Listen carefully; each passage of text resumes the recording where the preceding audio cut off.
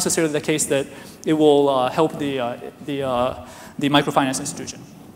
And then finally, one thing that's interesting more and more these days is the potential for making cash transfers over mobile phones. And this is actually more promising as a potential area that will help microfinance, because cash transfer is one of the bottlenecks in microfinance. The fact that these loan officers have to carry bundles of cash, and the problem is you can't give them too much cash to carry, because at some point it becomes sufficient temptation for them to quit their job and run away with the money. So if you can do cash transfers electronically and convince clients that that electronic transfer is in fact happening in the right way, then there's some potential there. And so this is something that we are still looking at.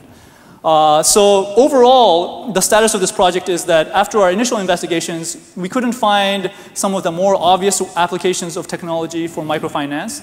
Aishwarya Ratan, who was the lead researcher on this project, her background is in economics, and what she ultimately did was to construct a spreadsheet in which you can enter the different costs for a particular microfinance institution, things like how many clients does a particular loan officer serve, so on and so forth. And if you enter all of the parameters, you'll get a number at the end that says, if the cost of maintaining a particular technology exceeds a certain amount per loan officer, it will probably not be worth it to continue with that technology. On the other hand, if it's underneath that, then you might be able to get a little bit of savings by using technology. So it very much depends on the case. We found some instances where, in urban areas in particular, where loan clients tend to be much closer together, that is actually feasible to help with technology. But in many of the rural settings that we've looked at, it's actually very hard to do. So that's one project. And one thing I want to mention about this project is that we went in with the hypothesis that technology might be able to solve a particular problem, but ultimately realized that that hypothesis did not hold all of the time. So we decided not to do the project. So there's no ICT for D as of yet in this particular project. Okay, so you can see kind of how these things work. And we immersed ourselves in the process. So far, no design and no evaluation. Okay, I want to now switch to a different project that we did in education. And this is a little bit more successful in that we found something that technology could do. So again, we started off with immersion. We wanted to understand how schools in rural areas of India operated. Initially, we looked at all kinds of schools, and then we gradually learned that most of these schools have very severe problems that have nothing to do with computing technology. They're everything from lacking toilets to lacking walls, often even lacking schoolhouses. There are very many schools in India where the classes take place under a tree or just out in the open field, children write in the sand. So the infrastructure is fundamentally missing. But in about 10% of the schools, nevertheless, there are computers. And so we went to look at those we started focusing on those schools to see whether or not we could actually do something interesting for these schools. And one thing that we found was that in all of the schools that we looked at in rural India, the situation is very common. So you have one PC, and for each PC, there are 3 children sitting at the PC. Okay, this is another one with 1 to 5, and this is not at all uncommon, 1 to 9. Okay, and I have not yet seen a school, a relatively poor school in India, where this kind of situation doesn't happen with computers. So we did something very simple in terms of the design, which is simply to provide every student a mouse. And there are multiple mice that are plugged into the machine, and it's hard to see, but each mouse has a different colored cursor on the screen as well. So every child has some way of interacting. Initially when we tried this out and prototyped it with children, they immediately lit up. In fact, some children said, how come every computer is not like this? But we wanted to get a little, we wanted to also test whether or not there was actual educational benefit, or at least that you could learn as much with many mice per PC as with one child per PC.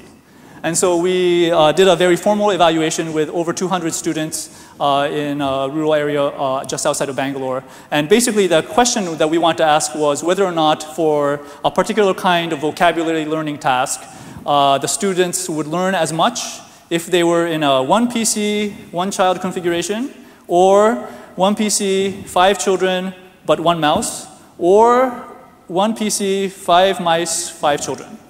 And the result is that, this is for the all student case, is that basically if you have multiple mice, you can actually learn just about as much as with if a child has their own computer.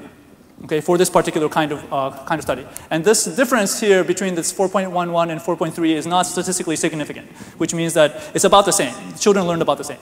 Now, what's more interesting is that there are also some interesting gender effects. So we tried groups where there were all girls and all boys. If you give all boys a game in which they are all competing to win, they will not learn the material because they're just clicking as fast as they can. And they're just trying to do whatever they can to win, and they completely ignore the educational content. Girls are much more sensible, and they will actually try to help each other, even if they're in a competitive situation, and they learn quite a bit regardless of the modality. But you can see with boys, they don't do very well when it's competitive. And so what we found was that in the software, we had to write a version that forced the children to collaborate. And in this particular case, we basically had all of the students vote on a particular answer before the screen changed. And it turned out that if you slow down the game that way, then the boys actually learn quite well as well. So this is with multipoint.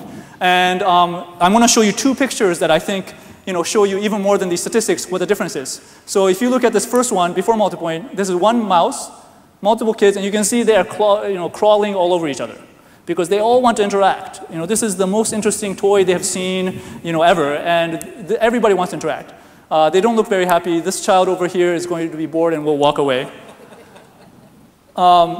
And then this is after multipoint. And you can see the expression itself is very different. And these are just two random pictures we took. It's very visible in the children's eyes. And one thing that you don't see in these pictures is that we were not able to, we had to literally drag these children away from the computer when we ended the experiment. Whereas in the previous picture, all but this one child gets bored and they walk away on their own. And eventually, even that one child gets bored because his friends have gone. So there's this very distinct possibility that multipoint is actually good even in a developed country for doing certain kinds of education for primary schools. Now, this is work that's been published in CHI, which is the preeminent conference in human-computer interaction. But in addition, Microsoft immediately felt that this was potentially valuable for its education programs, and so it has taken the initial prototype that we did and built a commercial software development kit, which is free for download and which anybody can use to develop new multipoint games. And the company is currently putting in more development cycles so that we can actually create templates which make it very easy for teachers to create new content. One thing I want to mention is that this is the kind of innovation which is not immediately obvious, even though it seems very obvious at the end. And one thing that we had help in is being in India, you see a lot of sharing of hardware otherwise, and I would say that has actually, to some extent, has inspired some of the work that we do. So this is an example of shared hardware in a different area. Okay, I'm going to go on now from education to one last project. This is in agriculture, and this is a project that we did to enhance agriculture extension.